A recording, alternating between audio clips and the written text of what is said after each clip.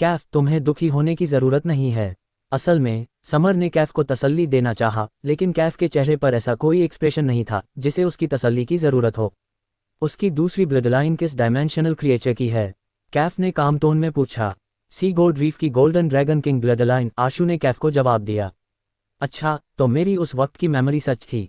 मैंने वाकई देखा था कि उसके सिर पर अजीब से हॉर्न निकल रहे थे और उसके शरीर पर स्केल्स भी उगाए थे, कैफ ने खुद से बुदबुदाते हुए कहा। जब मैं लौटा तो मेरी मुलाकात शाश्वती से हुई। उसने कहा था कि तुम्हें बताऊं कि वो सी गोल्ड रीफ जा रही है और अब कभी वापस नहीं आएगी। आशु ने शाश्वती के शब्द कैफ तक पहुंचा दिए। ये भी ठीक है, कैफ ने हल्के से सिर हिलाया।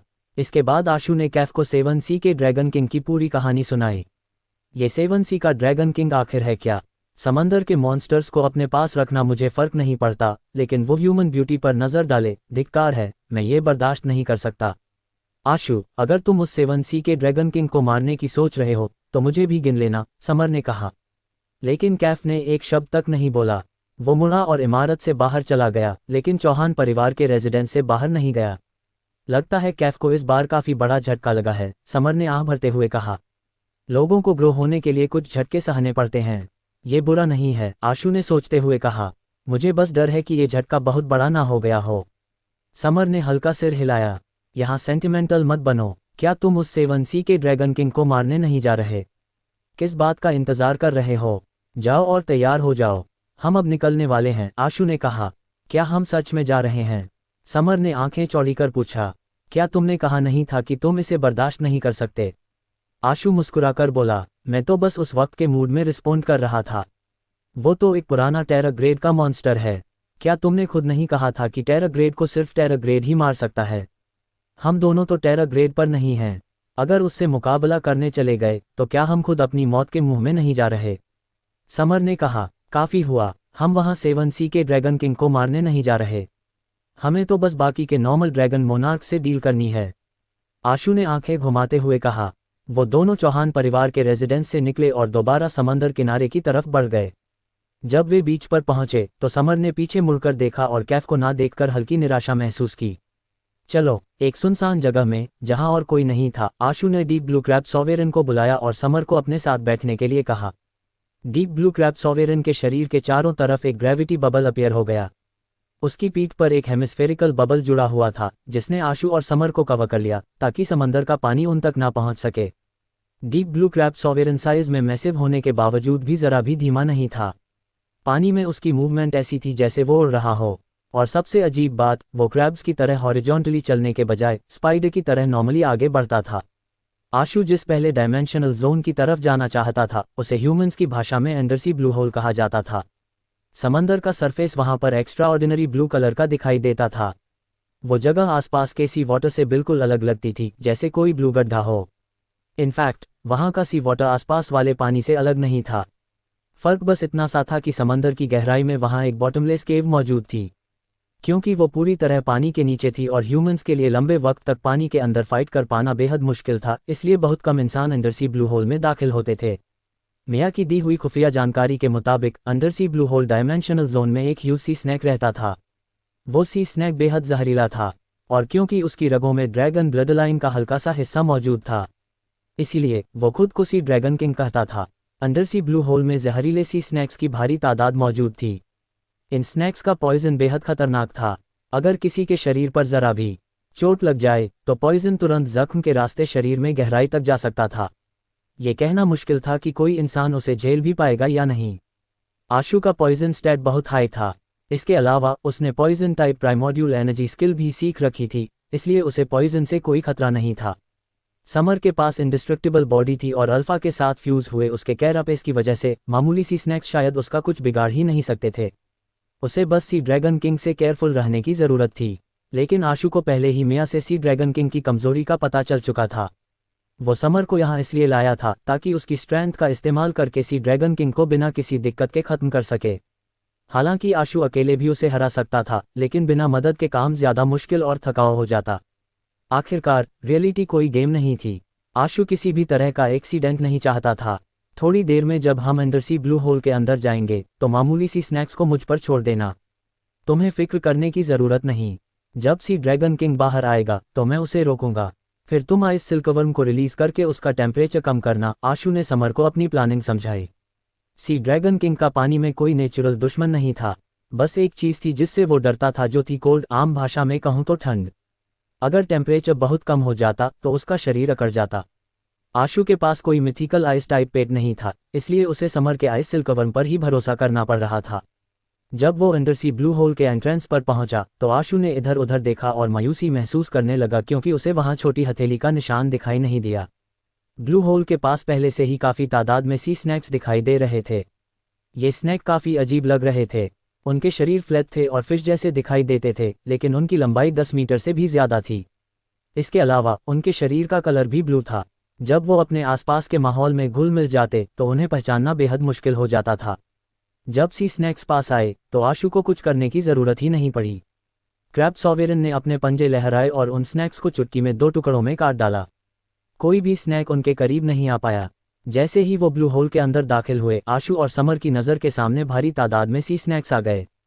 उन्होंने देखा कि अनगिनत स्नैक्स पानी में मरोड़ खाते और लहराते हुए तैर रहे थे। ये नज़ारा देखते ही उनके शरीर में सिहरन दौड़ गई। क्रैब सॉवेरन ने बड़ी तादाद में ग्रेविटी बबल्स रिलीज़ किए। जैसे ही सी स्नैक्स उन बबल्स से टकराए, वे तुरंत उनके अंदर खींच गए। फिर मानो उन पर ग्रेविटी का असर ही खत्म हो गया हो, वो बबल्स के अंदर तैरते रहे और बाहर निकल नहीं पाए। सी स्नैक्स बहुत सारे थे, मगर ग्रेविटी बबल्स तादाद में उससे कहीं ज़्यादा थे। एज अ रिजल्ट भारी तादाद में स्नैक उन्हीं बबल्स में कैद होकर रह गए और आगे बढ़ने में नाकाम रहे। अचानक ब्लू स्केल्स वाला 100 मीटर के करीब लंबा, जिसके सिर पर हॉर्न निकले हुए थे, एक अजीब सा सी स्नैक ब्लू होल की गहराइयों से बाहर निकला। उसकी आंखों में गुस्सा और खौफनाक नाराजगी भरी थी और वो क्रैब सॉवेरन को अपनी खौफनाक नज़रों से देखे जा रहा था। क्या बदसूरत चीज़ है, वो 7 सी का ड्रैगन किंग वाकई हार्डकोर है। सोचो ज़रा, इतना घटिया हरम भी संभाल रखा है। समर इस सी ड्रैगन किंग की फॉर्म देखकर उसे क्रिटिसाइज करने से खुद को रोक ना सका। वो ड्रैगन हैं, उनकी खूबसूरती के स्टैंडर्ड हमसे अलग हैं। आशु ने सी ड्रैगन किंग को तेज़ रफ्तार से अपनी तरफ आते हुए देखा, मगर उसने तुरंत अटैक नहीं किया। उसने बस क्रैब सॉवेरन को और ग्रेविटी बबल्स रिलीज करने का हुक्म दिया। शुक्र है शाश्वती इस कमीने की बहन नहीं है, समर ने अजीब से एक्सप्रेशन के साथ कहा। सी ड्रैगन किंग बेलगाम था। उसका जायंट शरीर ग्रेविटी बबल को चीरता हुआ निकला। उसने अपना खौफनाक मुंह खोला और ह्यूमंस के साथ साथ क्रैब को भी निगलने ही वाला था। क्रैब सॉवेरन ने पूरी स्ट्रेंथ लगाए, अपने पंजे उठाए और उसकी जबाड़े की हड्डी को पकड़ लिया। लेकिन सी ड्रैगन किंग की स्ट्रेंथ वाकई कमाल की थी। उसने क्रैब सॉवेरन के पंजों को जोरदार तरीके से दबा दिया। क्रैब सॉवेरन उसकी स्ट्रेंथ का मुकाबला नहीं कर सका। उसी वक्त आशु ने स्वॉर्ड पिल लाइफ सोल पर स्विच किया, जो लाइट की स्ट्रीम बनकर सी ड्रैगन किंग की आंखों की तरफ बढ़ गई। साथ ही उसने अपनी आंखों के इशारे से समर को इशारा भी किया। बिना किसी हिचकिचाहट के समर ने दोनों आइस सिल्कवर्म्स को रिलीज कर दिए। जैसे ही सी ड्रैगन किंग का ध्यान स्वॉर्ड पिल की तरफ गया, मेल और फीमेल आइस सिल्कवर्म दोनों उसके शरीर पर अलग अलग डायरेक्शन से आकर लैंड हुए और लीच की तरह उससे चिपक गए। दोनों ice silkworm sea dragon king के शरीर से चिपके हुए थे। सी ड्रैगन किंग तुरंत कांप उठा और उसके एक्शन अननेचुरल हो गए। वो बेतहाशा कोशिश करने लगा कि कैसे भी करके आइस सिल्कवर्म्स को अपने शरीर से हटा दे, लेकिन क्रैब सॉवेरन ने उसका सिर मजबूती से जकड़ रखा था। सी ड्रैगन किंग कुछ पल के लिए भाग ही नहीं सका और उसका शरीर धीरे धीरे अकड़ने लगा। क्या ही पावरफुल आइस सिल्कवर्म्स हैं। आशु ने खुली आंखों से देखा कि आइस की लेयर सी ड्रैगन किंग के स्केल्स पर फैल रही थी। उसका शरीर और भी सख्त होता जा रहा था। ज़्यादा देर नहीं लगी कि ह्यूज सी ड्रैगन किंग ने अपनी कॉम्बैट एबिलिटी पूरी तरह खो दी। वो मानो हाइबरनेशन में चला गया हो, उसका शरीर आइस की तरह जम गया। सच में मॉन्स्टर्स को मारने के लिए रिस्ट्रेनिंग इफेक्ट होना कहीं बेहतर है। आशु को अटैक करने की ज़रूरत ही नहीं पड़ी। सी ड्रैगन किंग जब पलटवार करने लायक नहीं रहा तो क्रैब सॉवेरन ने उसे खत्म कर डाला। दोनों आइस सिल्कवर्म्स अब भी सी स्नैक किंग के शरीर से चिपके हुए थे। उसके शरीर का खून सर्कुलेट होना पूरी तरह रुक चुका था। कुछ देर बाद क्रैब सॉवेरन के दोनों ह्यूज पंजों ने आखिरकार सी ड्रैगन किंग के शरीर को बीच से फाड़ डाला, लेकिन उसे सिर्फ एक स्टैट क्रिस्टल ही मिला। कितना कंजूस है, एक कंपेनियन एग तक नहीं गिराया, समर ने मायूस होते हुए कहा। कंपेनियन एग्स क्या इतनी आसानी से कैसे ड्रॉप हो सकते हैं। आशु तो अब इस बात का आदी हो चुका था। स्टैट क्रिस्टल को रखने के बाद उसने बॉटमलेस ब्लू होल पर नज़र डाली और कुछ पल सोचा, जब हम यहाँ तक आ ही गए हैं तो नीचे जाकर भी देख लेते हैं। क्रैब सॉवेरन उन्हें लेकर ब्लू होल की गहराइयों में और नीचे उतरता गया। चारों तरफ सी स्नैक्स थे, लेकिन क्रैब सॉवेरन के ग्रेविटी बबल्स ने उनके लिए रास्ता खोल दिया था, जिससे कोई भी स्नैक उनके करीब नहीं आ पा रहा था। ये ब्लू होल कितना गहरा है, मुझे डर है कि कहीं ये पृथ्वी के दूसरी तरफ तक ना पहुंच जाए। काफ़ी देर तक डाइव करने के बाद भी क्रैब सॉवेरेन ब्लू होल के बॉटम तक नहीं पहुंच पाया था। ब्लू होल मानो बॉटमलेस था। वे इतनी गहराई तक उतर चुके थे कि अब सी स्नैक्स भी नज़र नहीं आ रहे थे। ज़्यादातर सी स्नैक्स चट्टानों की दीवारों में बनी स्नैक केव्स में रहते थे, लेकिन इस गहराई पर तो वो केव्स भी दिखाई नहीं दे रही थीं। नीचे कुछ दिखाई दे रहा है। समर ने क्रैब सॉवेरेन पर लीन होकर नीचे देखा, मानो उसे कुछ नजर आया हो। आशु ने भी नज़र दौड़ाई और सचमुच नीचे उसे जेड ब्लू कलर की क्रिस्टलाइन लेयर दिखाई दी, जैसे कोई क्रिस्टल केव अंदर से ग्लो हो रही हो। लेकिन क्रिस्टल्स को तो ग्लो होने के लिए लाइट की ज़रूरत होती है। समंदर के इतने डीप पार्ट में लाइट का होना नामुमकिन था, यानी वो ग्लो होते क्रिस्टल्स मामूली नहीं थे बल्कि एक्स्ट्राऑर्डिनरी ही हो सकते थे। जैसे जैसे क्रैब सॉवेरेन और गहराई में जाता गया, ब्लू लाइट धीरे धीरे क्लियर होती गई। तभी दोनों ने देखा कि असल में वो एक थिक ग्लेशियर था। अजीब है, सी स्नैक किंग को ठंड से डर लगता था, फिर वो इतनी कोल्ड जगह में क्यों रह रहा था? समर ने हैरानी से पूछा। ज़रूर इसके पीछे कोई वजह होगी। शायद राज इसी ग्लेशियर के अंदर छिपा है। आइस तो अपने आप कभी नहीं ग्लो करती, इसके अंदर ज़रूर कुछ होगा, आशु ने ग्लेशियर का जायजा लेते हुए कहा। कहीं ये सी ड्रैगन किंग का प्रोड्यूस किया हुआ स्नैक एग तो नहीं? अगर ऐसा है तो शायद मैं इसे अल्फा की तरह वश में कर सकूं। समर ने हाथ बढ़ाकर ग्लेशियर को छू लिया, पर तुरंत ही उसका चेहरा बदल गया। ग्लेशियर इस कदर ठंडा था कि सिर्फ छूते ही उसकी उंगलियां लगभग फ्रीज हो गईं। सी ड्रैगन किंग तो कोल्ड से इतना डरता है, फिर यहाँ एग कैसे दे सकता है? इतने कम टेम्परेचर पर तो शायद वो ठंड की वजह से पास भी ना आए। आशु ने क्रैब सॉवेरेन को हुक्म दिया कि आइस को खोदे। क्रैब सॉवेरेन कोल्ड के खिलाफ बहुत ही रेसिस्टेंट था। आशु के हुक्म पर उसने अपने बड़े बड़े पंजों को जोर से चलाया और ग्लेशियर को तेजी से तोड़ना शुरू कर दिया। आइस के बड़े बड़े टुकड़े एक एक कर बाहर निकलते गए। कुछ ही देर में आशु और समर क्लियरली देख सके कि आखिर वो ग्लो होती हुई ब्लू लाइट किस चीज़ से निकल रही थी। क्या ये दांत है? सी ड्रैगन किंग का दांत। ग्लेशियर से निकल रही ब्लू लाइट दरअसल 1 मीटर लंबा ब्लू दांत था, जो आइस से तराशा हुआ लग रहा था। ये साफ तौर पर नहीं है। आशु ने क्रैब सॉवेरेन को दांत पकड़ने के लिए कहा। जैसे ही उसने उसे पकड़ा, तुरंत ही उसके हाथों में जानलेवा ठंडक फैल गई। पलक झपकते ही आशु के हाथ फ्रीज हो गए। क्लैंग! आशु ने घबराकर तुरंत दांत को क्रैब सॉवेरेन की पीठ की तरफ फेंक दिया और खुद भी चौंक गया। उसकी फिजिकल स्ट्रेंथ और प्राइमोडियल एनर्जी के बावजूद उस पर तुरंत आइस जम गई। उस दांत से निकलने वाली कोल्ड किसी मिथिकल क्रिएचर के स्ट्राइक से कम नहीं थी। क्या ये चीज़ हो सकती है? आशु ने एक पॉसिबिलिटी के बारे में सोचा।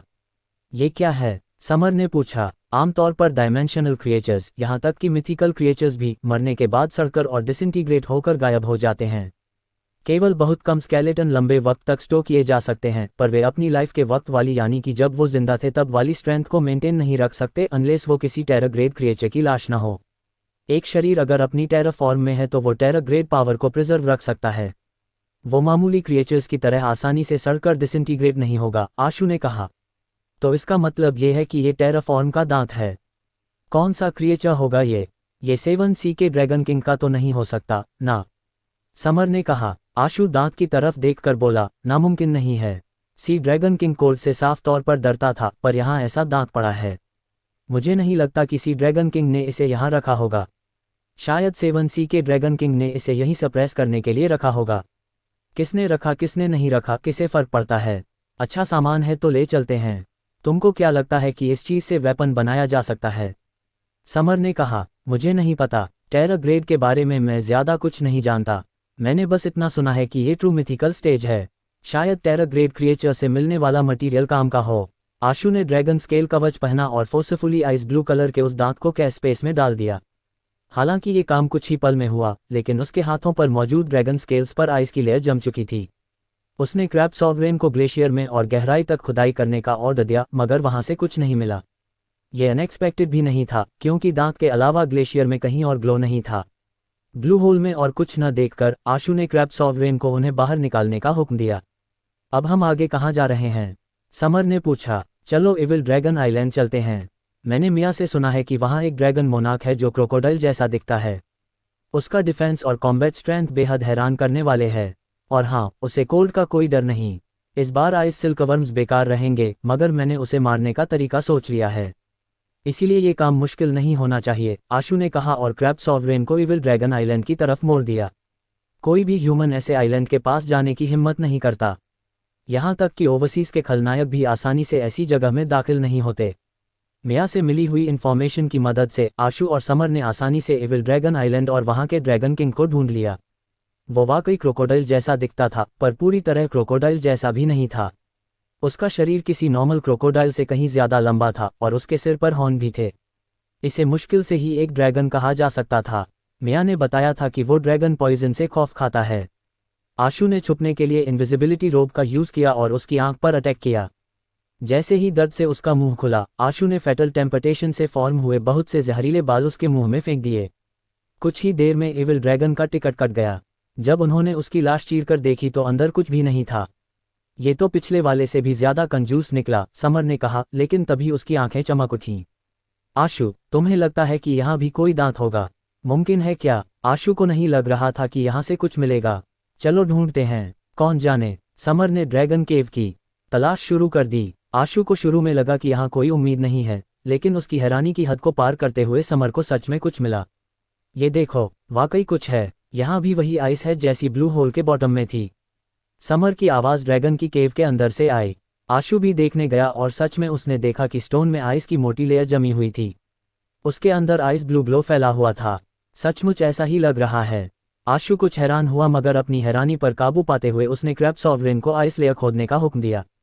उसी वक्त वो बोला, अगर यहाँ भी वही दांत मिला तो इसका मतलब ये मामला इतना सिंपल नहीं है। समर ने सिर हिलाया। सी ड्रैगन किंग कोल्ड से डरता है, इसलिए वहां दांत दबाकर रखना समझ में आता है, पर ये इविल ड्रैगन तो कोल्ड से डरता ही नहीं, तो इसे यहाँ रखने की कोई वजह नहीं है। इतना कहते ही समर की आंखें अचानक चमक उठीं। वैसे तुमने ही कहा था ना कि 7 ड्रैगन मोनार्क 7 सी के ड्रैगन किंग की कनेक्यूबाइन है। तो क्या ये दांत दरअसल 7 सी के ड्रैगन किंग का कोई टोकन है जिसे उसने अपनी कनेक्यूबाइंस को दिया हो? कुछ ऐसा जैसे उस दांत में ड्रैगन जैसी अथॉरिटी और प्रेजेंस मौजूद हो। मुझे कैसे पता होगा? पहले इसे पूरी तरह निकलने दो। आशु ने बेबस होकर सिर हिलाया। कुछ ही देर बाद क्रैब सॉवरेन ने कुछ खोदकर निकाला। वो उनकी उम्मीद के मुताबिक दांत नहीं था, बल्कि वो एक बोन थी जो रिब की बोन जैसी लग रही थी। हालांकि उसका एक सेक्शन टूटा हुआ था।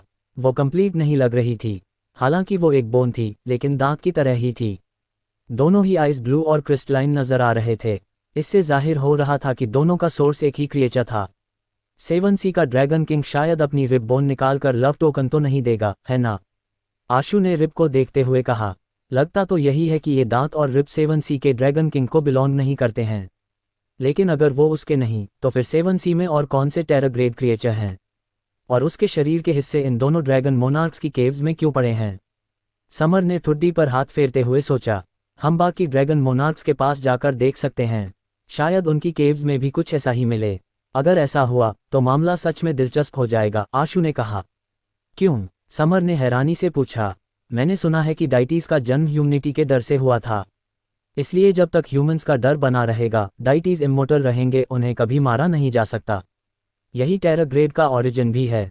आशु थोड़ी देर रुका, फिर बोला, मुझे नहीं पता ये कहावत सच है या झूठ, लेकिन दांत और रिब पर अब भी टेराफॉर्म की खौफनाक पावर मौजूद है। अगर हम सच में इसकी सारी बोन्स ढूंढ लें, तो क्या तुम्हें लगता है कि ये अचानक से जिंदा हो जाएगा? डराओ मत यार, इतनी मेहनत करके बोन्स और दांत ढूंढने के बाद अगर उसी के हाथों मरना पड़ा तो क्या हम बेवकूफ़ नहीं होंगे? समर ने कहा। अगर बाकी ड्रैगन मोनार्क्स की केव्स में सच में और पार्ट्स हों, तो तुम्हें क्या लगता है कि हमें उन्हें निकालना चाहिए या नहीं? आशु ने समर से पूछा। निकालेंगे, बिल्कुल निकालेंगे। ये टेराफॉर्म के दांत और बोन्स जरूर बेहद कीमती होंगी। अगर हर ड्रैगन मोनार्क के पास कुछ टेराफॉर्म आइटम्स हैं, तो हम चाहें तो सबको न भी निकालें। पर मैंने अक्सर टीवी पर देखा है, जो डेविल फिर से जिंदा होना चाहते हैं, उन्हें अपना पूरा शरीर जोड़ना पड़ता है। जब तक शरीर अधूरा रहेगा, उनका जिंदा होना नामुमकिन है, समर मुस्कुराते हुए बोला। ये बात सही है। आशु को कोई फर्क नहीं पड़ा। ज्यादा से ज्यादा वो सबको कैश स्पेस में डाल देगा। भले ही दांत और बोन का होना सचमुच रिवाइव हो भी गया, वो कैश स्पेस के अंदर कोई मुसीबत खड़ी नहीं कर पाएगा। अगर सच में कुछ बड़ा हो भी गया, तो आशु उस बोन के ओनर को कैश स्पेस में कैद आइस मेडन से इंट्रोड्यूस सकता था और दोनों को जिंदगी और मौत की लड़ाई में उलझा सकता था। इसी वजह से दोनों आगे निकलकर कुछ और डायमेंशनल जोन में गए और रास्ते में कुछ टेरिफाइंग तबू को अवॉइड करते हुए आगे बढ़े। जल्द ही उन्होंने 2 और ड्रैगन मोनार्क्स को ऊपर वाले के पास भेज दिया। इन द एंड दोनों को सचमुच उन ड्रैगन मोनार्क्स की केव में पहले जैसी चीजें मिलीं। एक केव में उन्हें क्रिस्टल जैसा चमकदार बाल का हिस्सा मिला और दूसरी केव में टूटा हुआ हॉर्न। दोनों ही कोल्ड और क्रिस्टलाइन थे। ऐसा लग रहा था कि ये उसी क्रिएचर से जुड़े हुए थे जिससे सबसे पहले मिला दांत और बोन मिले थे। मुझे ऐसा क्यों लग रहा है कि हम किसी डीमन किंग को रिवाइव करने वाले विलेन मिनियंस हैं? समर ने अजीब सा चेहरा बनाते हुए कहा। हम विलेन कैसे हो सकते हैं? जब विलेन डीमन किंग को फिर से जिंदा करते हैं तो उनके सामने हमेशा कुछ राइटियस हीरो खड़े होते हैं जो अपनी जान लगाकर उन्हें रोकने की कोशिश करते हैं। हमारे जैसे सक्सेसफुल विलेन कहाँ मिलते हैं? आशु ने मुस्कुराते हुए कहा। सही कहा। समर ने थोड़ी देर सोचा और पूछा, अब हम कहाँ जा रहे हैं? सबसे नज़दीकी dimensional zone death water zone है। वहाँ दिक्कत होगी। डेथ वाटर जोन का सी वाटर डायमेंशनल जोन से अफेक्टेड है।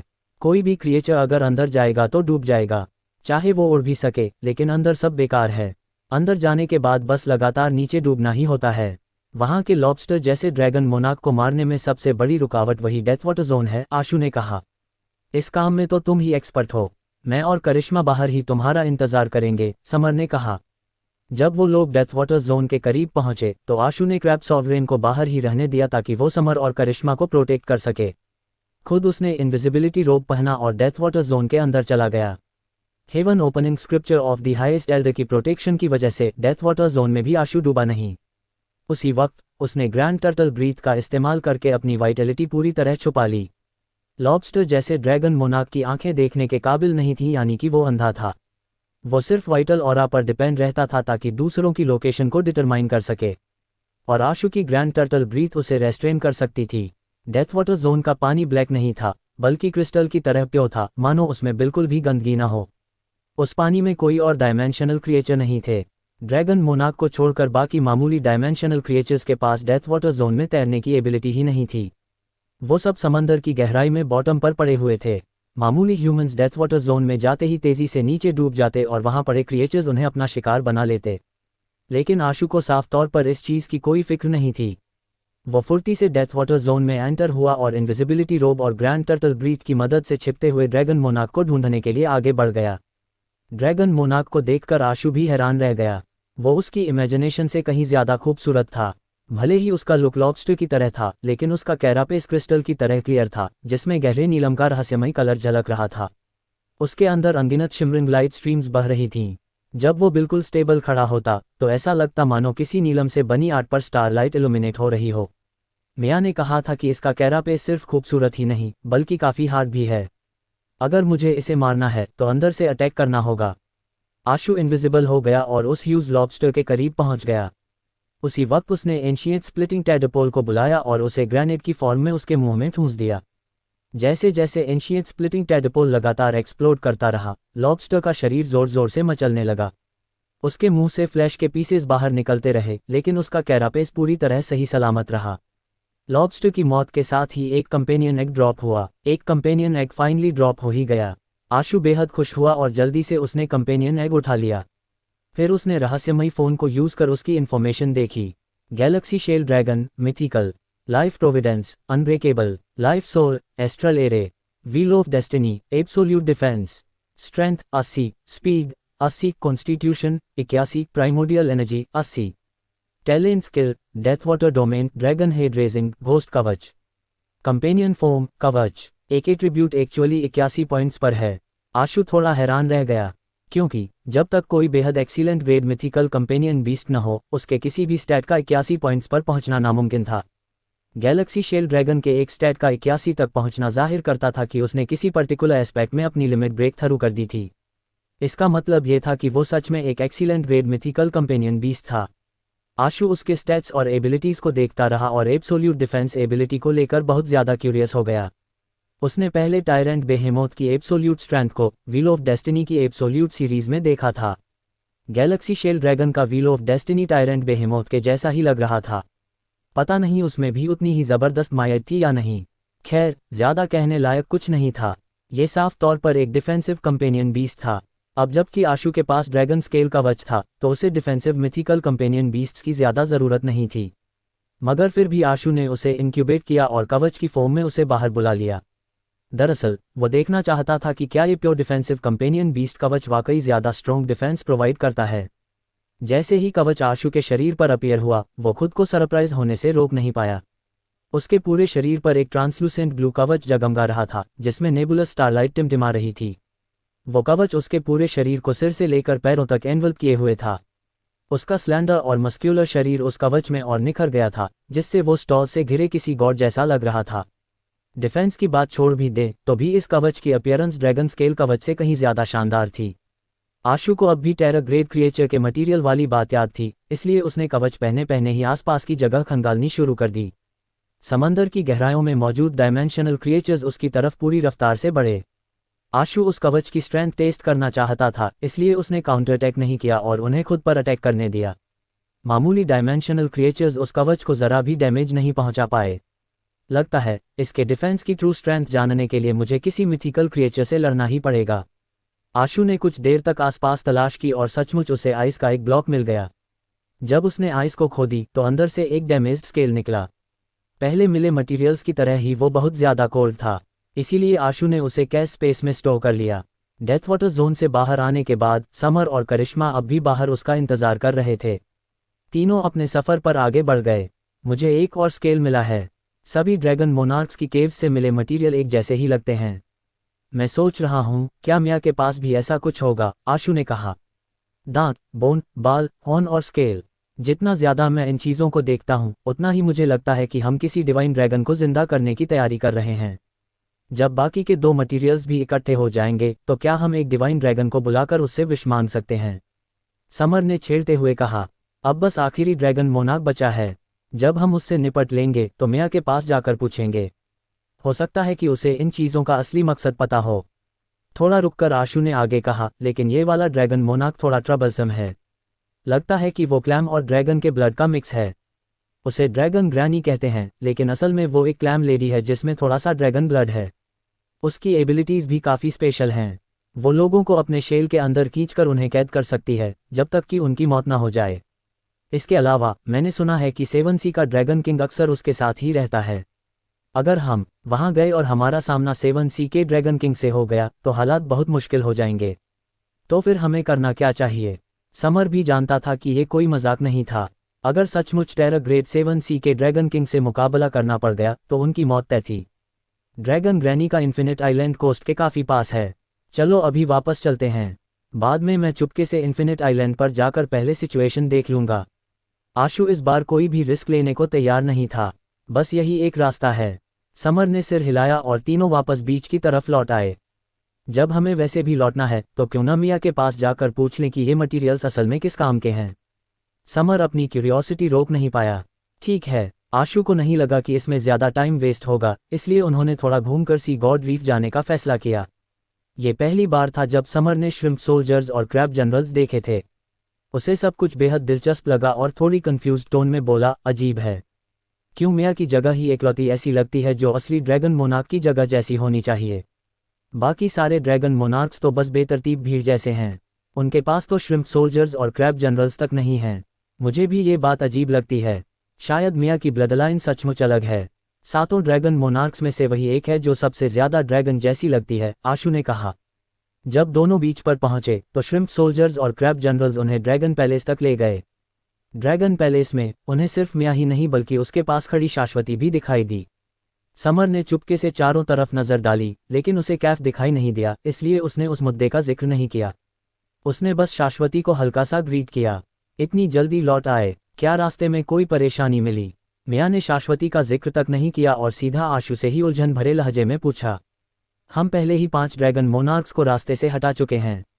अब बस ड्रैगन ग्रैनी बाकी है। हम यूं ही जल्दबाजी में वहां नहीं गए क्योंकि हमें डर था कि ड्रैगन ग्रैनी की जगह 7 सी के ड्रैगन किंग से मुकाबला न हो जाए, आशु ने कहा। तुमने सचमुच गैलेक्सी शेल ड्रैगन और बाकी सबको इतनी जल्दी मार डाला? मिया ने डिसबिलीफ में आशु की तरफ देखा। हाँ, इसके अलावा मुझे सी ड्रैगन किंग के रहने की जगह पर एक अजीब चीज़ भी मिली। मैं तुमसे पूछना चाहता था कि क्या तुम्हें पता है ये क्या है? आशु ने दांत निकाला और जमीन पर रख दिया। केबिन की जमीन तुरंत ही फ्रीज हो गई।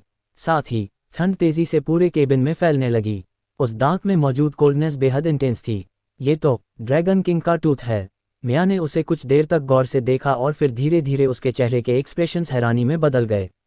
क्या तुम ये कह रही हो कि ये 7 सी के ड्रैगन किंग का दांत है? आशु ने पूछा। मिया ने सिर हिलाया। ये 7 सी के ड्रैगन किंग का नहीं है। मैंने सुना था कि 7 ड्रैगन सी में शुरू से ही एक ट्रू ड्रैगन मौजूद था। लेकिन जब 7C का ड्रैगन किंग आया तो उसने उस ट्रू ड्रैगन को मार दिया और 7 ड्रैगन सी का रूलर बन गया। हालांकि ये सब बस लेजेंड्स थे। मैं पहले इस पर यकीन नहीं करती थी, लेकिन अब ये दांत देखकर मुझे थोड़ा बहुत यकीन होने लगा है। ये साफ तौर पर उस ड्रैगन का दांत है जिसने टेरर ट्रांसफॉर्मेशन अचीव कर लिया था, वरना इसका यूं सही सलामत रहना नामुमकिन था। पूरे 7 ड्रैगन सी में 7C के ड्रैगन किंग के अलावा सिर्फ वही legendary true dragon terror grade तक पहुंच पाया था, और लीजेंड के मुताबिक वो आइस एलिमेंटल ट्रू ड्रैगन था। समझ गया। आशु ने मिया की तरफ देखते हुए पूछा, हमें बाकी ड्रैगन मोनार्क्स की केव से कुछ आइटम्स मिले हैं, कहीं तुम्हारे पास भी ट्रू ड्रैगन से जुड़ी कोई चीज़ तो नहीं? मिया ने सिर हिलाकर कहा, शायद, लेकिन मैंने कभी नहीं देखी। सी गॉड रीफ का ये ड्रैगन पैलेस असल में पहले यहाँ नहीं था। मेरे पिता और 7C के ड्रैगन किंग की लड़ाई के दौरान असली ड्रैगन पैलेस तबाह हो गया था, इसलिए मैंने इसे यहाँ बनाया। अगर तुम्हें दिलचस्पी हो तो मैं तुम्हें उस ट्रू ड्रैगन पैलेस में ले जा सकती हूँ। शुरुआत वाला ड्रैगन पैलेस अब खंडहर में बदल चुका था। चारों तरफ टूटे हुए कोरल रीफ बिखरे पड़े थे। मिया के मुताबिक ट्रू ड्रैगन पैलेस एक शानदार कोरल पैलेस था, लेकिन अब वहाँ कुछ भी बाकी नहीं था, सिर्फ बचे हुए थे उजड़े हुए खंडहर। मिया इस टूटी फूटी जगह में रहना नहीं चाहती थी, इसलिए वो डूबी हुई शिप में रहने लगी। आशु ने क्रैब सॉवरेन को कोरल रीफ खोदने के लिए कहा ताकि वो उस पॉसिबल आइस ब्लॉक को ढूंढ सके। उसे खुद उम्मीद नहीं थी कि कुछ मिलेगा, मगर एक कोरल रीफ की रोक के नीचे अचानक एक ब्लू आइस ब्लॉक दिखाई दिया। जब उसे खोला गया तो अंदर से एक ब्लू क्रिस्टल निकला जो बिल्कुल किसी आंख जैसा लग रहा था। मिया ने कहा कि शायद ये ड्रैगन किंग की ड्रैगन आई है। क्योंकि मिया को पता नहीं था कि इन चीज़ों का यूज़ किस लिए होता है, आशु के पास उन्हें संभाल कर रखने के अलावा और कोई ऑप्शन नहीं था। उसके मन के अंदर कहीं ना कहीं ये एहसास बार बार खटक रहा था कि ये चीज़ें किसी काम ज़रूर आएंगी। सी गॉड रीफ से निकलने के बाद जितना ज़्यादा समर ने इस बारे में सोचा, उतना ही उसे कुछ गड़बड़ लगी। उसने कहा, आशु, मुझे लगता है इसमें कुछ गड़बड़ है। क्या हुआ? आशु ने पूछा। अगर वो टेरर ग्रेड का ट्रू ड्रैगन सच में 7C के ड्रैगन किंग के हाथों मारा गया था, तो फिर उसके शरीर से निकली टेरर ऑब्जेक्ट्स को सातों ड्रैगन मोनार्क्स के रहने की जगहों में क्यों छिपाया गया? मान लिया कि 7C के ड्रैगन किंग को इन चीज़ों की ज़रूरत नहीं थी, फिर भी उन्हें 7 अलग अलग जगहों पर छिपाने के लिए उसे इतनी मेहनत करने की ज़रूरत भी नहीं थी। समर ने सीरियसली कहा, यह वाकई थोड़ी अजीब बात है। शायद सातों ड्रैगन मोनार्क्स ने भी उस बैटल में हिस्सा लिया हो सकता है ये टेरर आइटम्स 7C के ड्रैगन किंग की तरफ से उन्हें इनाम के तौर पर दिए गए हों। आशु ने भी इस प्रॉब्लम के बारे में सोचा था, लेकिन ये लोग टेरर ग्रेड की बैटल में मदद कैसे कर सकते थे? समर कुछ देर सोच में डूबा रहा, फिर अचानक उसकी आंखों में चमक आ गई। क्या तुम्हें लगता है कि शुरुआत में सातों ड्रैगन मोनार्क्स उसी आइस एलिमेंटल ड्रैगन के सबऑर्डिनेट हो सकते थे, और आखिर में उन्होंने उस आइस एलिमेंटल ड्रैगन से गद्दारी करके 7C के ड्रैगन किंग की वफादारी स्वीकार कर ली? शायद इसी वजह से उन्हें इनाम के तौर पर ये टेरर आइटम्स मिले। हो सकता है। आशु को भी लगा कि ये बात सही हो सकती है, फिर भी मुझे लगता है कि इसमें कुछ तो गड़बड़ है। समर ने भौहें सिकोड़ते हुए फिर से सोचा। सी रिटर्न सिटी लौटने के बाद आशु ने करिश्मा को फिलहाल समर के साथ रहने के लिए कहा। खुद उसने इन्फिनिट आइलैंड जाने का मन बनाया। अगर 7C का ड्रैगन किंग वहां मौजूद नहीं हुआ तो वो इस मौके का फ़ायदा उठाकर ड्रैगन ग्रैनी को ख़त्म करना चाहता था। लेकिन जाने से पहले आशु ने दी सेलेस्टारा को एक मैसेज भेजा, ये पूछने के लिए कि क्या ये टेरर ग्रेड मटेरियल्स किसी काम के हैं। ये टेरर आइटम्स तुम्हें कहाँ से मिले? दी सेलेस्टारा ने तुरंत जवाब दिया। आशु ने मोटे मोटे तौर पर 7 ड्रैगन सी से जुड़ी पूरी घटना एक्सप्लेन की और फिर पूछा, अगर हम सारे टेरर आइटम्स ढूंढ लें तो क्या वो टेरर क्रिएचर फिर से जिंदा हो जाएगा? इतनी आसानी से कोई जिंदा नहीं हो सकता। हाँ, मगर इन टेरर आइटम्स की अपनी कीमत है, क्योंकि इनमें फियर की पावर मौजूद होती है। वैसे भी तुम्हारे पास इन्हें रखने से कोई फ़ायदा नहीं। क्यों न तुम इन्हें मुझे दे दो, मैं इन पर कुछ एक्सपेरिमेंट कर लूँ, दी सेलेस्टारा ने कहा। कैसे बेकार हैं? मेरा इरादा तो इन मटेरियल से वेपन बनाने का है। टेरर आइटम्स से बने वेपन्स तो ज़रूर बहुत पावरफुल होंगे, है न? आशु ने जल्दी से जवाब दिया। क्या तुम इन्हें कचरा समझ रहे हो जो बस पिघलाकर हथियार बना लोगे? अलग अलग टेरर आइटम्स का अलग इस्तेमाल होता है। जैसे तुमने बताया, ये सब आइस एलिमेंटल टेरर आइटम्स हैं। इनका सबसे अच्छा इस्तेमाल तो किसी रेफ्रिजरेटर बनाने में होगा, ऐसा रेफ्रिजरेटर जो एक्सपेरिमेंटल चीज़ों को बहुत कम टेम्परेचर पर सेफ रख सके, दी सेलेस्टारा ने एक्सप्लेन किया। आशु को नहीं पता था कि दी सेलेस्टारा सच बोल रही थी या नहीं। किसी भी हालत में वह इन टेरर आइटम्स का इस्तेमाल करके रेफ्रिजरेटर बनाने के लिए बिल्कुल तैयार नहीं था। दी सेलेस्टारा से थोड़ी देर बातचीत करने के बाद भी उसे कोई काम की इन्फॉर्मेशन नहीं मिली। जैसे ही आशु इन्फिनिट आइलैंड की तरफ जाने वाला था, अचानक उसने समंदर के सरफेस पर एक इंटेंस आंधी उठती देखी। वेव्स बदलकर एक बड़ी सुनामी बन गईं जो किनारे की तरफ बढ़ने लगी। सुनामी के साथ अनगिनत डायमेंशनल क्रिएचर्स भी जमीन पर चढ़ आए। एक और डायमेंशनल क्रिएचर टाइड। आशु सरप्राइज रह गया, उसे क्लियरली फील हुआ कि कुछ गड़बड़ है। ये डायमेंशनल क्रिएचर टाइड पहले वाली क्रैप्टाइड से कहीं ज़्यादा खतरनाक थी। पानी में मौजूद कई डायमेंशनल क्रिएचर्स ज़मीन पर अपनी कॉम्बैट स्ट्रेंथ को सही से इस्तेमाल नहीं कर पाते थे, लेकिन इस बार समंदर का पानी खुद फैलकर ज़मीन की तरफ बहाया। बहुत से मरीन क्रिएचर्स जो आमतौर पर ज़मीन पर नहीं आ सकते थे, वो भी इस बाढ़ में बहकर आगे की तरफ धकेल दिए गए। क्या ये हो सकता है कि 7 सी के ड्रैगन किंग ने 5 ड्रैगन मोनार्क्स की मौत का पता चलने के बाद बदला लेने का फैसला किया हो? ये सोचकर आशु के दिल में एक छुपा हुआ डर दौड़ गया। सबसे पहले अटैक का सामना करने वाला शहर था सी रिटन सिटी। डरावनी सुनामी ऊंची दीवारों को भी पार कर गई और सीधे सी रिटन सिटी में घुस पड़ी। वेव्स के साथ शार्क जैसे डायमेंशनल क्रिएचर्स सिटी के बीचों बीच दौड़ते हुए दिखाई दे रहे थे। शुक्र है कि सी रिटन सिटी में अब केवल अमीर खानदान ही रह गए थे। आम लोग वहां पहले से नहीं थे। ज़्यादातर परिवारों में इतनी कॉम्बैट स्ट्रेंथ थी कि उन्होंने शुरुआत में ज़्यादा नुकसान नहीं उठाया, लेकिन जैसे जैसे सुनामी पूरी सिटी को चपेट में लेती गई और भी मरीन डायमेंशनल क्रिएचर्स अंदर की तरफ धकेले जाते चले आए। कुल मिलाकर सिचुएशन बेहद खराब होती जा रही थी। अच्छी बात यह रही कि अब तक कोई भी मिथिकल क्रिएचर नजर नहीं आया था। आशु का मानना था कि 7 ड्रैगन सी में मौजूद ज़्यादातर मिथिकल क्रिएचर्स को वो पहले ही मार चुका था। बचे खुचे अब बहुत कम रह गए होंगे। इनविजिबिलिटी रोप पहनकर आशु समंदर की तरफ उड़ चला, इस उम्मीद में कि देख सके आखिर कौन सी पावर ने ये सुनामी पैदा की है। मामूली मिथिकल क्रिएचर्स इतनी खौफनाक सुनामी बिल्कुल नहीं ला सकते थे। आशु को शक था कि 7 सी का ड्रैगन किंग खुद मैदान में उतर आया है। आसमान में काफ़ी ऊंचाई तक उड़कर भी आशु समंदर के पास जाने की हिम्मत नहीं कर रहा था। अगर सच में 7 सी का ड्रैगन किंग वहां मौजूद हुआ तो उसके पास पीछे हटने और भाग निकलने का रास्ता बचा रहना चाहिए। सुनामी की वेव्स एक के बाद एक बीच से टकरा रही थीं। थोड़ी ही देर में आशु ने उस सुनामी का असली सोर्स देख लिया।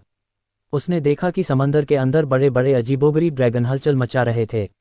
उन्हें अजीब ड्रैगन कहने की वजह यह थी कि भले ही उनका लुक ड्रैगन जैसा था, लेकिन वे पूरी तरह ड्रैगन नहीं थे।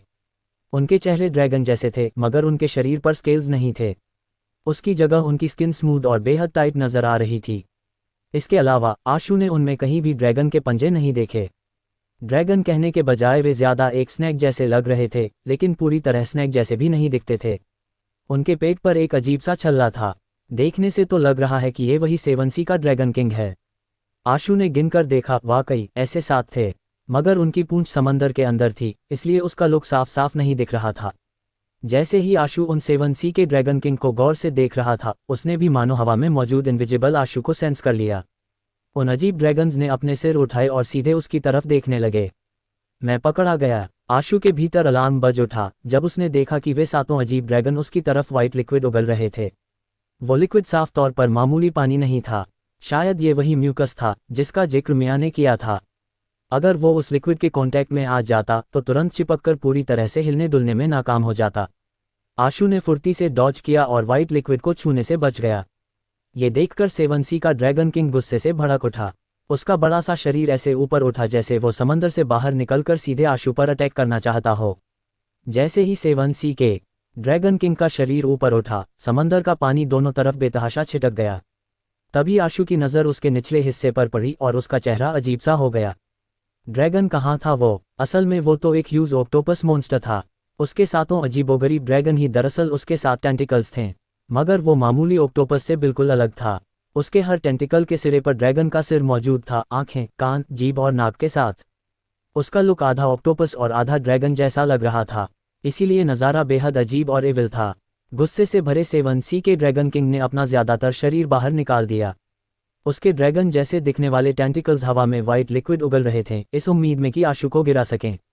हालांकि वो अटैक काफ़ी तेज था, लेकिन आशु भी कम तेज नहीं था। ऊपर से वो समंदर से काफ़ी दूर था, इसलिए 7 सी का ड्रैगन किंग उसे टच भी नहीं कर सका। जब उसे समझ आया कि वो आशु को हिट नहीं कर पा रहा, तो अचानक 7 सी के ड्रैगन किंग ने अपने 7 टेंटिकल्स पीछे कर लिए। जब आशु ने 7 सी के ड्रैगन किंग का पोज देखा तो वो हक्का बक्का रह गया। इस वक्त उसका लुक बिल्कुल किसी बैठे हुए बुद्धा जैसा लग रहा था। उसके 7 टेंटिकल्स मुड़कर बिल्कुल स्टेबल खड़े थे, जैसे बुद्धा के हाथ में बनी हुई किसी सील्स की शेप ले चुके हों। आशु को हल्के हल्के ऐसा भी सुनाई दे रहा था मानो 7 सी के ड्रैगन किंग के अंदर से कोई स्क्रिप्चर चांटिंग की आवाज़ आ रही हो। उस अजीब चांटिंग के साथ साथ 7 सी के ड्रैगन किंग का पूरा शरीर मानो एक डांस फोग में लिपट गया, जिससे उसका शरीर क्लियरली दिखना बंद हो गया। गड़बड़ है। आशु के भीतर बेचैनी दौड़ गई। वो भागना चाहता था लेकिन अब बहुत देर हो चुकी थी। उसके चारों तरफ बाउंडलेस फोग फैल गया, मानो पूरी दुनिया ही फोग से ढंक गई हो। और उस पर वो चांटिंग लगातार गूंजती रही। इल्यूजन, मेंटल अटैक या फिर कोई खास पावर। आशु डिटरमाइन नहीं कर पा रहा था कि 7C का ड्रैगन किंग कौन सी पावर यूज कर रहा है, लेकिन इतना साफ था कि ये जरूर टेराग्रेड की पावर थी। आशु ने तुरंत टेलीपोर्टेशन का यूज किया ताकि फोग से बाहर निकल सके, लेकिन जैसे ही वो टेलीपोर्ट हुआ उसने महसूस किया कि वो ना सिर्फ फोग से बाहर नहीं निकल पाया, बल्कि सीधा 7C के ड्रैगन किंग के ठीक सामने पहुंच गया। अगले ही पल 7C के ड्रैगन किंग ने उसे अपने मुंह के पास से निगल लिया। आशु ने अपने शरीर पर एक खौफनाक खींचने वाली फोर्स महसूस की, जो उसे खींचकर डायरेक्ट 7C के ड्रैगन किंग के पेट की तरफ ले जा रही थी। आशु ने फिर से टेलीपोर्ट करने की कोशिश की, मगर ये जगह किसी सील्ड स्पेस जैसी लग रही थी। यहाँ से टेलीपोर्ट करके बाहर निकलना नामुमकिन लग रहा था। आशु का शरीर वाइट लिक्विड में जा गिरा। पल भर में ही उसने जो ड्रैगन स्केल कवच पहना हुआ था उस लिक्विड से चिपक गया। चाहे जितना भी वो तड़पकर छूटने की कोशिश करता, निकल नहीं पा रहा था। जल्दी ही उसका पूरा शरीर उस वाइट लिक्विड में धंस गया। 7C के ड्रैगन किंग ने आशु को निगल लिया और संतोष से भरकर समंदर में डूब गया। कुछ ही देर में वो तेजी से नज़र से ओझल हो गया। जैसे ही 7C का ड्रैगन किंग गायब हुआ, सुनामी धीरे धीरे शांत होने लगी। बीच की तरफ उमड़े डायमेंशनल क्रिएचर्स की तादाद भी घटने लगी। वाइट लिक्विड में फंसे आशु ने कई तरीके आजमाए, मगर किसी भी हालत में निकल नहीं सका। और तभी उसे एहसास हुआ कि उसका ड्रैगन स्केल कवच धीरे धीरे उस वाइट लिक्विड में घुलकर उसी का हिस्सा बनता जा रहा है। उसका एक हिस्सा पहले ही वाइट लिक्विड में बदल चुका था। यहाँ तक कि मिथिकल ड्रैगन स्केल कवच भी उस वाइट लिक्विड के कोरोजन को बर्दाश्त नहीं पा रहा था। जरा सा भी ये सोचकर कि वही लिक्विड उसकी स्किन से चिपक जाए, आशु का पूरा शरीर सिहर उठा। क्या करूं? क्या मुझे आइस मेडन को रिलीज कर देनी चाहिए? आशु के मन में ये ख्याल आया, लेकिन उसने तुरंत कोई कदम नहीं उठाया। आइस मेडन दो धारी तलवार की तरह थी। उसे बाहर निकालने के फायदे भी थे और नुकसान भी। अगर ये आखिरी मजबूरी ना हो तो आशु ऐसा कदम नहीं उठाना चाहता था। उसने कुछ और प्राइमोडियल एनर्जी आर्ट्स ट्राई की, लेकिन वो भी बेअसर साबित हुई। ड्रैगन स्केल कवच लगभग पेनिट्रेट हो चुका था। आशु ने कोशिश करने के इरादे से कैसएक को बुलाया, हालांकि उसे कैसएक से ज्यादा उम्मीद नहीं थी। आफ्टर ऑल, जब मिथिकल ड्रैगन स्केल कवच ही उस वाइट लिक्विड को रोक नहीं पा रहा था, तो फिर कैसएक, जो सिर्फ एक एपिक लाइफ सोल थी, क्या ही कर सकती थी। लेकिन आशु के लिए हैरानी वाली बात यह थी कि जैसे ही कैसएक ने उसके शरीर को एनवेलप कर लिया, वाइट लिक्विड ड्रैगन स्केल कवच की तरह उसे करोड़ नहीं कर पाया। ये देखकर आशु ने राहत की सांस ली कि कैसएक उस वाइट लिक्विड को रोक सकता है। मैंने कभी नहीं सोचा था कि कैसएक इतना मैजिकल होगा। भले ही इसमें ऑफेंसिव पावर नहीं है, लेकिन इसका डिफेंस काफी अच्छा है। आशु कैसएक के अंदर छिप गया और ट्रुथ लिसनर की एबिलिटी का इस्तेमाल करते हुए बाहर हो रही हलचल पर ध्यान देने लगा। समंदर में 7C का ड्रैगन किंग आगे बढ़ रहा था। उसकी डायरेक्शन इन्फिनिट आइलैंड की तरफ नहीं थी जहां ड्रैगन ग्रैनी रहती थी। आशु को समझ नहीं आ रहा था कि वो आखिर जा कहां रहा है। कैसएक का डिफेंस वाकई इंप्रेसिव है, लेकिन ये मूव नहीं कर सकता और ना ही इसमें ऑफेंसिव स्ट्रेंथ है। ऐसे में मैं यहां से निकलूं कैसे? आशु ने सोचा, मगर उसके माइंड में कोई अच्छा सॉल्यूशन नहीं आया। कुछ ही देर बाद 7C का ड्रैगन किंग एक जगह आकर रुक गया। आशु ने ध्यान लगाकर बाहर की सिचुएशन सुनी। उसे एहसास हुआ कि वो समंदर के बॉटम में एक बड़ी सी दरार के पास था। बिना जरा भी झिझके 7C का ड्रैगन किंग उस अंडरवाटर रिफ्ट में दाखिल हो गया और एक ऐसी जगह पहुंचा जो किसी एबिस जैसी लग रही थी। एबिस के अंदर ट्रुथ लिसनर की एबिलिटी ज्यादा दूर तक नहीं पहुंच पा रही थी। वो सिर्फ आसपास की हलचल ही सुन सकता था। कुछ देर बाद 7C का ड्रैगन किंग एक पैलेस के सामने आकर रुका। ये ऑक्टोपस तो सच में जीना जानता है। ऐसी जगह पर भी इतना शानदार पैलेस बना रखा है, आशु ने सोचा। लेकिन जल्द ही आशु को कुछ गलत लगने लगा। जब 7C का ड्रैगन किंग पैलेस के सामने पहुंचा तो उसने एक अजीब सा गेस्चर किया, मानो कोई नौकर अपने मालिक के आगे बोकर कर रहा हो। अंदर आओ। पैलेस के अंदर से एक इंसान की आवाज गूंजी। ऐसी जगह पर ह्यूमन कैसे हो सकता है? नहीं, ये ह्यूमन तो नहीं हो सकता है ना?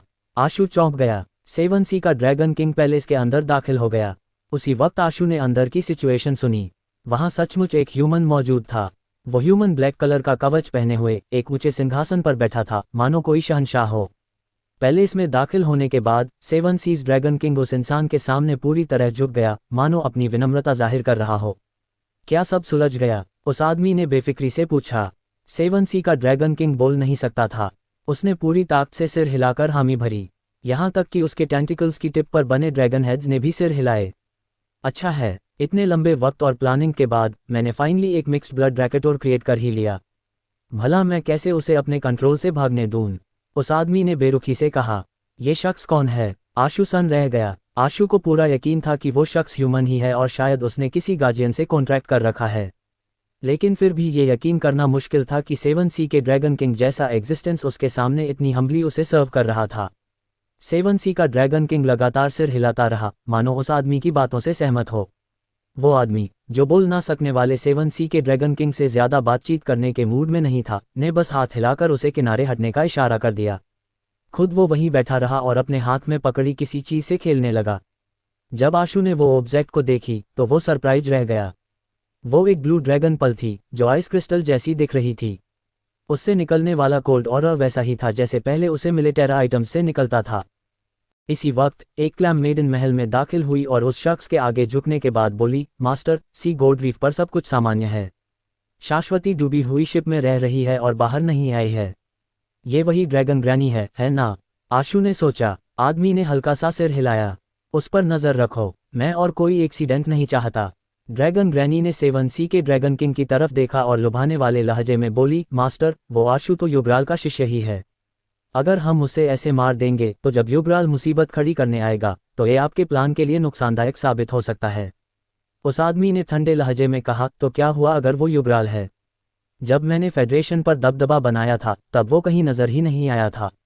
भले ही उसे किस्मत से ड्रैगन गॉड्स का लॉर्ड बनने का मौका मिला हो, वो बस एक पल की किस्मत थी। जब मेरा प्लान कामयाब हो जाएगा तो ड्रैगन गॉड्स का लॉर्ड कुछ भी नहीं रहेगा। ह्यूमन भी और ड्रैगन भी मुझे अपना मास्टर मानेंगे। मिया के साथ क्या करना चाहिए? अगर उसने बाकी ड्रैगन मोनार्क्स के बारे में आशु को डिटेल्स ना बताई होती तो वो उन्हें इतनी आसानी से कभी नहीं मार पाता। ड्रैगन ग्रैनी ने सावधानी से पूछा। शाश्वती अभी भी उसके साथ है। फिलहाल उसकी फिक्र मत करो, लेकिन किसी भी प्रॉब्लम को आगे बढ़ने से रोकने के लिए हमें जल्द से जल्द शाश्वती को परिपक्व करनी होगी और उसकी ड्रैकेटोर ब्लडलाइन निकालनी होगी। आदमी ने ये कहते हुए एक चीज़ निकाली और ड्रैगन ग्रैनी की तरफ उछाल दी। वो गहरी सांस लेते हुए बोला, इसे डूबी हुई शिप तक ले जाओ और शाश्वती को खिलाओ। 6 महीने से भी कम वक्त में उसकी ड्रैकेटोर ब्लडलाइन इस्तेमाल करने लायक हो जाएगी। जब वो वक्त आएगा तब सभी ह्यूमंस ड्रैकेटोर में बदल दिए जाएंगे। और तब, चाहे बाकी गार्जियंस जीत भी जाएं, पृथ्वी हमेशा मेरी होगी। मैं अभी करती हूँ। ड्रैगन ग्रैनी ने वो चीज़ उठाए और झुकने के बाद महल से बाहर चली गई। ये सुनकर आशु हैरान होने से खुद को रोक नहीं पाया। ये आदमी तो टीचर और आवेश मलिक से भी ज़्यादा निर्दयी है। टीचर तो सिर्फ कुछ लोगों को डायमेंशन में ले गए थे और आवेश मलिक सिर्फ प्रतिभाशाली लोगों पर एक्सपेरिमेंट करता था। लेकिन ये शख्स तो सारे ह्यूमन को ड्रैकेटोर में बदलना चाहता है। ये हद से ज़्यादा पागल है। उसकी बातों से तो लगता है कि वो बहुत पहले फेडरेशन का कोई हाई रैंकिंग मेंबर था। मगर ये है कौन? ये महसूस करते ही कि ड्रैगन ग्रैनी पहले ही सी गोल्ड रीफ के लिए निकल चुकी है, आशु थोड़ा बेचैन हो गया। लेकिन इस वक्त वो बस खुद की मदद ही कर सकता था। जब वो 7C के ड्रैगन किंग के पेट से भी बाहर नहीं निकल पा रहा था तब शाश्वती तक खबर पहुंचाना तो और भी नामुमकिन था। जाओ, 7 ड्रैगन सी को अच्छी तरह गार्ड करो और ध्यान रखना कि कोई बाहरी इंसान शाश्वती से कांटेक्ट ना कर पाए। उस आदमी ने हाथ हिलाकर 7C के ड्रैगन किंग को जाने का इशारा किया। सी गोल्ड रीफ के अंदर शाश्वती मिया से बातें कर रही थी। दीदी, आप किसी ह्यूमन पर इतनी आसानी से भरोसा कैसे कर सकती हैं? शाश्वती ने कहा। मिया ने लंबी सांस ली और बोली, वो बस एक पल का मोह था। मुझे सच में यकीन हो गया था कि वो 7C के ड्रैगन किंग को हरा सकता है। लेकिन अब ना सिर्फ 7C का ड्रैगन किंग जिंदा है बल्कि उसकी अपनी जान भी चली गई। अगर मुझे पहले पता होता तो मैं जिद करती कि वो तुम्हें 7 ड्रैगन सी से बाहर ले जाए। लेकिन शाश्वती ने सिर हिलाते हुए कहा, मैं किसी ह्यूमन के साथ नहीं जाऊंगी। मैं खुद ह्यूमन ही नहीं हूं। मिया ने उसका सिर सहलाया और फिर से आह भरी। अगर 7C का ड्रैगन किंग ना होता तो तुम हमेशा यहीं रह सकती थी। लेकिन अब नहीं, मुझे किसी तरह तुम्हें 7 ड्रैगन सी से बाहर भेजने का रास्ता ढूंढना ही होगा। तुम्हारी रगों में ह्यूमन ब्लड लाइन है, इसलिए तुम्हारे पास अब भी डायमेंशनल जोन्स की रेस्ट्रिक्शंस तोड़ने का एक चांस है। तो क्या हुआ अगर मैं बाहर चली भी गई? क्या तब भी मुझे मॉन्स्टर की तरह ही नहीं देखा जाएगा? शाश्वती का चेहरा मायूसी से भर गया। कैफ को पहले ही उसकी सच्चाई पता चल चुकी थी, लेकिन वो फिर भी सामने नहीं आया। शाश्वती तो पहले ही उम्मीद छोड़ चुकी थी। कैफ ने शायद अभी तक इस बारे में अच्छे से सोचा ही नहीं है। उसे थोड़ा और वक्त दो, मिया ने लाचार होकर कहा। असल में मिया शाश्वती की फीलिंग्स को समझ ही नहीं पाती थी, क्योंकि वो तो प्योर ड्रैगन थी, इसलिए उसे ड्रैगन होने में कोई बुराई नहीं लगती थी। लेकिन शाश्वती की रगों में आधी ह्यूमन ब्लड लाइन थी, साथ ही वो ह्यूमन सोसाइटी में बड़ी हुई थी। ड्रैगन ब्लड लाइन का दूसरा आधा हिस्सा उसे ताकत तो देता था, लेकिन उसके साथ साथ एक भारी बोझ भी। जैसे ही दोनों बातें कर रही थीं, एक श्रिम्प सोल्जर ने आकर रिपोर्ट दी, मास्टर, ड्रैगन ग्रैनी यहाँ आए है। वो यहाँ क्यों आए है? मिया ने कुछ पल सोचा और फिर शाश्वती से कहा, तुम यहीं रहो और बाहर मत निकलना। मैं जाकर देखती हूँ कि ड्रैगन ग्रैनी यहाँ क्या करने आई है। इतना कहकर मिया केबिन से बाहर निकली। जब वो डेक पर पहुंची तो उसने देखा कि ड्रैगन ग्रैनी समंदर के पानी पर तैरती हुई बाहर खड़ी थी। ड्रैगन ग्रैनी, तुम इन्फिनिट आइलैंड पर रहने के बजाय यहाँ क्यों आए हो? मिया ने नाराजगी भरी आवाज में पूछा। 7 ड्रैगन सी में कई ड्रैगन मोनार्क्स मारे जा चुके हैं। ड्रैगन किंग ने मुझे भेजी है कि देखूं क्या तुम्हें यहाँ कोई परेशानी तो नहीं हुई और अगर ज़रूरत हो तो तुम्हारी मदद करूं। ड्रैगन ग्रैनी ये कहते हुए पानी का पर्दा पार करते हुए डेक पर उतर आए। तुम्हारी रहमदिली का शुक्रिया, लेकिन यहाँ कोई प्रॉब्लम नहीं है, तुम वापस जा सकती हो। मिया ने भावहीन चेहरे के साथ कहा। इतनी जल्दी मुझे भगा क्यों रही हो? सुना है तुम्हारी इंसानी बहन वापस आ गई है, लेकिन मुझे तो वो नज़र नहीं आ रही। ड्रैगन ग्रैनी ने मुस्कुराते हुए कहा, वो तबीयत ठीक ना होने की वजह से आराम कर रही है। अब तुम लौट जाओ। मिया के ऊपर ड्रैगन ग्रैनी के बारे में कभी भी कोई अच्छा इंप्रेशन नहीं था। मैं प्राइमोडियल एनर्जी रिकवरी में बहुत अच्छी हूँ, मैं उसकी मदद कर सकती हूँ, मुझे उसके पास ले चलो, ड्रैगन ग्रैनी ने कहा। मुझे मजबूर मत करो कि मैं तुम्हें खुद यहाँ से धक्के मारकर बाहर निकालूं। मिया ने ड्रैगन ग्रैनी को घूरते हुए कहा, उसकी आवाज़ अब और भी नाराजगी से भर चुकी थी। तुम कोशिश करके देख सकती हो। ड्रैगन ग्रैनी अब भी मुस्कुरा रही थी, मानो उसे ज़रा भी गुस्सा ना आया हो। मिया ने और किसी तमीज़ की ज़रूरत नहीं समझी और डायरेक्ट ड्रैगन ग्रैनी की तरफ मुक्का दे मारा। मिया को गोल्डन ड्रैगन किंग की ब्लडलाइन और स्ट्रेंथ विरासत में हासिल हुई थी, जिस वजह से उसके मुक्के की ताक बहुत ज़्यादा खतरनाक थी। यहाँ तक कि टायरेंट बेहेमोथ भी उसके सामने कुछ नहीं था। मगर ड्रैगन ग्रैनी ज़रा भी घबराई नहीं। उसने अपने क्लैमशेल से एक छोटा सा डमरू निकाला और उसे हल्के से हिलाया। अचानक मिया की सारी स्ट्रेंथ गायब हो गई। साथ ही उसकी गर्दन पर एक गोल्डन मंत्र इनकैंटेशन भी प्रकट हो गई, जो नेकलेस की तरह उसकी गर्दन को जकड़े हुए थी, मानो अभी तोड़ ही देगी। मिया ने अपनी golden dragon king body reveal कर दी। विशाल गोल्डन ड्रैगन बॉडी डेक पर लुढ़कने लगी, लेकिन उसकी गर्दन पर जकड़ी गोल्डन मंत्र लगातार चमकती रही। चाहे मिया कितना भी तड़पती और संघर्ष करती, वो उससे बाहर नहीं निकल पा रही थी। ड्रैगन ग्रैनी के हाथ में डमरू की खड़खड़ाहट तेज होने लगी तो मिया की गर्दन पर मौजूद गोल्डन मंत्र और टाइट होने लगी। मिया डेक पर पैरालाइज हो चुकी थी, उसकी गर्दन टूटने ही वाली थी। दीदी, क्या हुआ? शाश्वती भागकर आए और मिया को देखकर हैरान रह गई। वो मिया की मदद करके उसकी गर्दन से गोल्डन मंत्र रिमूव करना चाहती थी, लेकिन जैसे ही उसका हाथ गोल्डन मंत्र को छूने वाला था, वो अचानक सिकुड़ गई और मिया को जबरदस्त दर्द होने के बावजूद भी कराहने ना दी। मिया धीरे धीरे मरने ही वाली थी। टर्टल मिनिस्टर, श्रिम्प सोल्जर और क्रैब जनरल्स के साथ भाग कर आया, पर ड्रैगन ग्रैनी ने बस बेरुखी से कहा, अगर तुम उसे मरने देना चाहते हो तो बेझिझक आ जाओ। तुम क्या चाहती हो? शाश्वती ने ड्रैगन ग्रैनी को घूरते हुए पूछा। ड्रैगन ग्रैनी ने अपने हाथ में रखे बॉक्स को खोला और उसके अंदर से एक क्रिस्टल की बोतल निकाली। फिर उसने वो शाश्वती को पकड़ा दी। इसे पी लो और मैं उसे जाने दूंगी।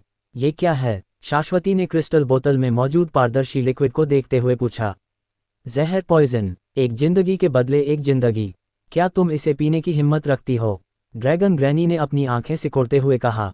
अगर मैं इसे पी लूं तो तुम मेरी दीदी को जाने दोगी? शाश्वती ने अपने हाथ में पकड़ी बोतल देखते हुए कहा। शाश्वती, इसे फेंक दो, मिया संघर्ष करते हुए बोली। ड्रैगन ग्रैनी ने फिर से डमरू हिलाया।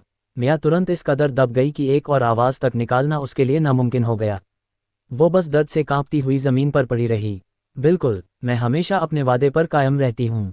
आज तुम्हारी दीदी ने मेरी बेइज्जती करने की हिम्मत की, इसलिए तुम्हारे में से किसी एक को मरना होगा। तुम और तुम्हारी बहन तय करो कि कौन मरेगा। ड्रैगन ग्रैनी ने शाश्वती की ओर मुस्कुराते हुए कहा, बेशक तुम इसे ना पीने का ऑप्शन भी चुन सकती हो। तुम अपनी बहन को मरने दे सकती हो। वैसे भी वो तुम्हारे डैड की संतान नहीं है, इसलिए उसे असली बहन नहीं कहा जा सकता, है ना? मैं इसे पी लूंगी। मेरी बहन को छोड़ दो, शाश्वती ने दांत पीसते हुए कहा। तुम्हें मारना मेरे लिए आसान है, इसीलिए तुमसे झूठ बोलने की कोई ज़रूरत ही नहीं। जैसे ही तुम इसे पियोगी, मैं तुरंत तुम्हारी बहन को छोड़ दूंगी, ड्रैगन ग्रैनी ने धीरे धीरे कहा। मिया कुछ भी कह नहीं पा रही थी। उसने संघर्ष करते हुए उठकर बोतल शाश्वती के हाथ से छीनने की कोशिश की, लेकिन ड्रैगन ग्रैनी ने डमरू हिलाया, जिससे मिया तुरंत डेक पर गिर गई और दर्द से कांपने लगी। मिया जान गई कि किसी ने उसके साथ कुछ किया होगा। वरना ड्रैगन ग्रैनी की स्ट्रेंथ के साथ उसके लिए मिया का मुकाबला करना नामुमकिन था और उसे इतना बुरी तरह टॉर्चर करना तो और भी नामुमकिन।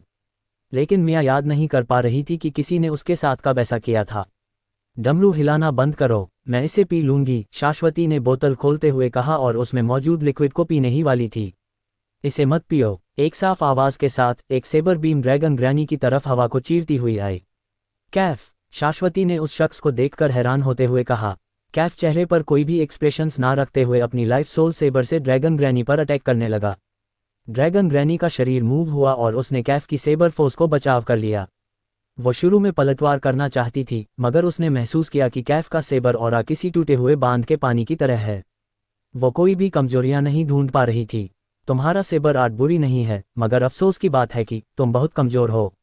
ड्रैगन ग्रैनी ने यह कहते हुए क्लैमशेल का यूज कर कैफ की सेबर को ब्लॉक किया और फिर उसके सीने पर अटैक कर उसे दूर फेंक दिया।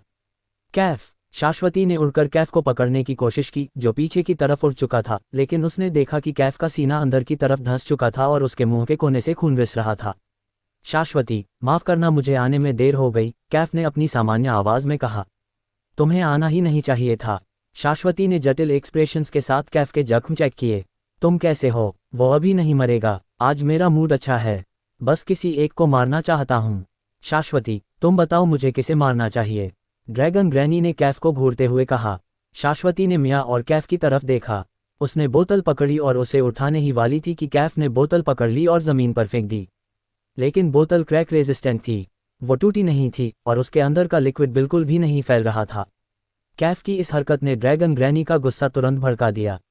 वो शुरू में शाश्वती को धोखा देकर लिक्विड पीने पर मजबूर करना चाहती थी, लेकिन अब उसे जबरदस्ती का सहारा लेना ही पड़ेगा। ड्रैगन ग्रैनी के शरीर से अजीबोगरीब ऑरा उठने लगा और उसकी आंखों में लाल चमक फैल गई। उसने कैफ को घूर कर देखा और पहले उसे मारने का इरादा कर लिया और फिर वो जबरदस्ती लिक्विड को शाश्वती के शरीर में इंजेक्ट करने वाली थी। शाश्वती कैफ की मदद करना चाहती थी ताकि उसे रोक सके, लेकिन कैफ ने उसे रोक रखा था। कैफ धीरे धीरे खड़ा हुआ और ड्रैगन ग्रैनी को घूरते हुए बोला, माफ करना कि तुम्हें इतना इंतजार कराना पड़ा, लेकिन कुछ ऐसे काम थे जो मुझे पहले निपटाने थे। वरना भले ही मैं आता, मगर कोई फायदा नहीं होता।